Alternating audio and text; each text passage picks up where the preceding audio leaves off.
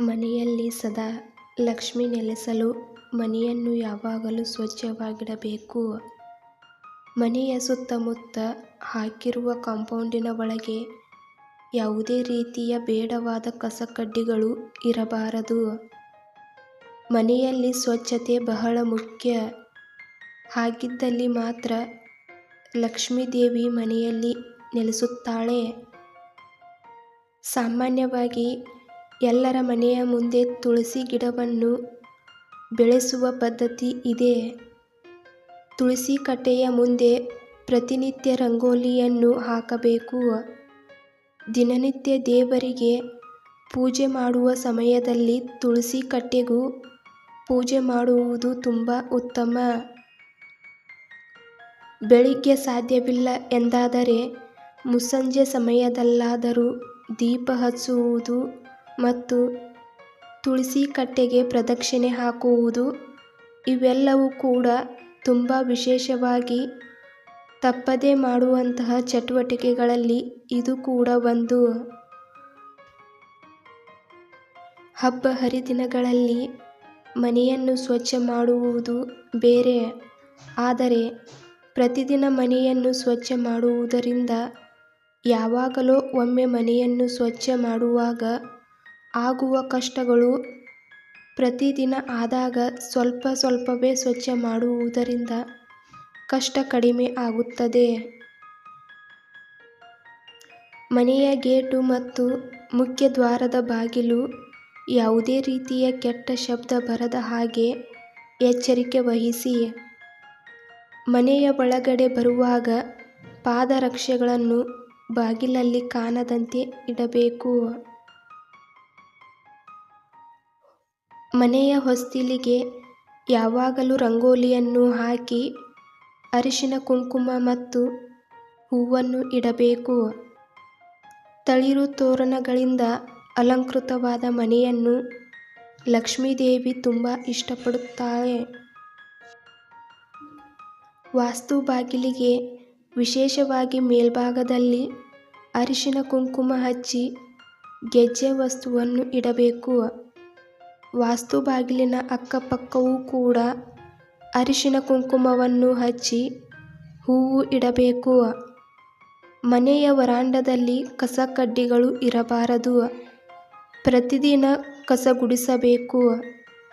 ಮನೆಯಲ್ಲೂ ಎಲ್ಲೂ ಕೂಡ ಜೇಡರ ಬಲೆ ಕಟ್ಟಿರಬಾರದು. ಮನೆಯಲ್ಲಿ ಯಾವಾಗಲೂ ಹರಿದ ಬಟ್ಟೆ, ಸುಟ್ಟಿರುವ ಬಟ್ಟೆಗಳನ್ನು ಇಟ್ಟುಕೊಳ್ಳಬಾರದು. ಇವುಗಳ ಜೊತೆಯಲ್ಲಿ ಪಾದರಕ್ಷೆಗಳನ್ನು ಒಂದು ಮೂಲೆಯಲ್ಲಿ ಇಡುವ ಪದ್ಧತಿಯನ್ನು ಅನುಸರಿಸಬೇಕು. ಪ್ರತಿನಿತ್ಯ ಅದೇ ಜಾಗದಲ್ಲಿ ಸರಿಯಾಗಿ ಪಾದರಕ್ಷೆಗಳನ್ನು ಇಡುವುದು ಉತ್ತಮ. ಕಸವನ್ನು ಗುಡಿಸುವ ಪೊರಕೆಯನ್ನು ಎಲ್ಲೆಂದರಲ್ಲಿ ಇಡಬಾರದು. ಪೊರಕೆಗೂ ಕೂಡ ಒಂದು ನಿರ್ದಿಷ್ಟವಾದ ಸ್ಥಳವನ್ನು ರೂಢಿಯಲ್ಲಿಟ್ಟು ಪ್ರತಿನಿತ್ಯ ಅದೇ ಜಾಗದಲ್ಲಿ ಸರಿಯಾಗಿ ಇಡುವುದು ಉತ್ತಮ. ದೇವರ ಮನೆಯ ಬಗ್ಗೆ ಹೇಳಬೇಕೆಂದರೆ, ದೇವರ ಮನೆ ಯಾವಾಗಲೂ ಶುದ್ಧವಾಗಿ ಸ್ವಚ್ಛವಾಗಿ ಇರಬೇಕು. ಯಾವಾಗಲೂ ನೀರು ತುಂಬಿದ ಪಾತ್ರೆ ದೇವರ ಮುಂದೆ ಇರಲೇಬೇಕು. ದೇವರ ಮನೆಯಲ್ಲಿ ದೀಪ ಯಾವಾಗಲೂ ಉರಿಯುತ್ತಲೇ ಇರಬೇಕು. ಎಡಭಾಗದಲ್ಲಿ ತೈಲ ದೀಪ ಅಥವಾ ಬಲಭಾಗದಲ್ಲಿ ತುಪ್ಪದ ದೀಪವನ್ನು ಇಡಬೇಕು. ತುಪ್ಪದ ದೀಪವನ್ನು ಎಲ್ಲರಿಗೂ ಎಲ್ಲ ಕಾಲದಲ್ಲೂ ಉರಿಸಲು ಸಾಧ್ಯವಿಲ್ಲ. ಹಾಗಾಗಿ ಎಣ್ಣೆ ದೀಪವನ್ನಾದರೂ ಸರಿ ಹಚ್ಚಬೇಕು. ಮಲಗುವ ಕೋಣೆಯಲ್ಲಿ ಉಪಯೋಗಿಸುವ ಹಾಸಿಗೆ ಇವೆಲ್ಲವನ್ನು ಪ್ರತಿನಿತ್ಯ ಎತ್ತಿಡಬೇಕು. ಮನೆಯ ಗೋಡೆಗೆ ಜಾಸ್ತಿ ಮಳಿಯನ್ನು ಹೊಡೆದು ಫೋಟೋಗಳನ್ನು ಹಾಕಿರುವುದು ಅಷ್ಟು ಶುಭವಲ್ಲ.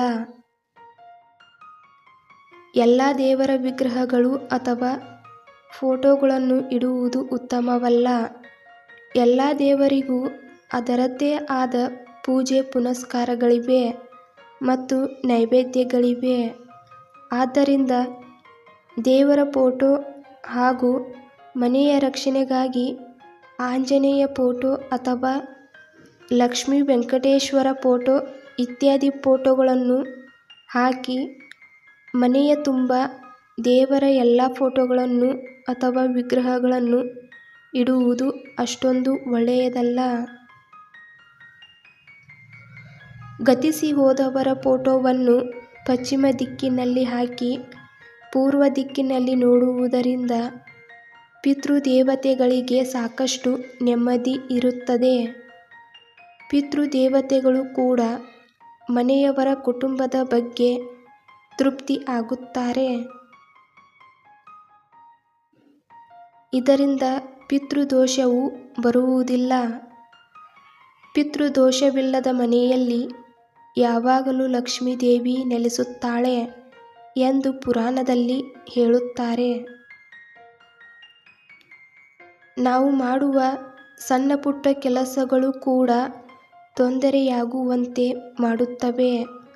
ಅಂದರೆ ನಾವು ಅಡಿಗೆ ಮಾಡುವಾಗ ಒಲೆಯ ಮೇಲೆ ಏನಾದರೂ ಕುದಿಸಲು ಇಟ್ಟಾಗ ಅದು ಉಕ್ಕಿ ಚೆಲ್ಲಿದರೆ ಅನಿಷ್ಟವೆಂದು ಹೇಳುತ್ತಾರೆ. ಈ ರೀತಿ ಆಗದಂತೆ ನೋಡಿಕೊಳ್ಳಬೇಕು. ಅಡುಗೆ ಮನೆಯಲ್ಲಿ ಪಾತ್ರೆಗಳು ಶುಭ್ರವಾಗಿರಬೇಕು. ಎಲ್ಲ ದೇವರುಗಳ ಅನುಗ್ರಹ ಪಡೆಯಲು ಮೊದಲು ಲಕ್ಷ್ಮೀದೇವಿಯ ಅನುಗ್ರಹವನ್ನು ಪಡೆಯಬೇಕು. ಲಕ್ಷ್ಮೀದೇವಿ ಅನುಗ್ರಹದಿಂದ ಸಮಾಜದಲ್ಲಿ ಒಬ್ಬ ಉತ್ತಮ ವ್ಯಕ್ತಿಯಾಗಿ ಮನೆಯಲ್ಲಿ ಧನ ಸಂಪತ್ತು ಸುಖ ಶಾಂತಿ ನೆಮ್ಮದಿ ವೃದ್ಧಿಯಾಗುತ್ತದೆ. ಮನೆಯಲ್ಲಿ ತಿಜೋರಿ ಅಥವಾ ಹಣವನ್ನು ಇಡುವ ಜಾಗವು ಸ್ವಲ್ಪ ಕತ್ತಲೆಯಲ್ಲಿ ಇರಬೇಕು. ಬೆಳಕಿನಲ್ಲಿ ಇಡಬಾರದು ಎಂದು ಹೇಳುತ್ತಾರೆ. ನಾವು ದುಡ್ಡು ತೆಗೆಯುವಾಗ ಅಥವಾ ಇಡುವಾಗ 4 ಜನರ ಕಣ್ಣಿಗೆ ಕಾಣಬಾರದು. ಅಲ್ಲಿ ಲಕ್ಷ್ಮೀದೇವಿ ನಿಲ್ಲುವಂಥ ಸ್ಥಳವೇ ಕುಬೇರನ ಮೂಲೆ. ಆದ್ದರಿಂದ ಕುಬೇರನ ಮೂಲೆಯಲ್ಲಿ ಬೀರು ಅಥವಾ ಹಣವನ್ನು ಇಡುವುದು ಉತ್ತಮ. ಇದರಿಂದ ಲಕ್ಷ್ಮಿ ಅನುಗ್ರಹ ಸಿಗಲು ಸಾಧ್ಯವಾಗುತ್ತದೆ.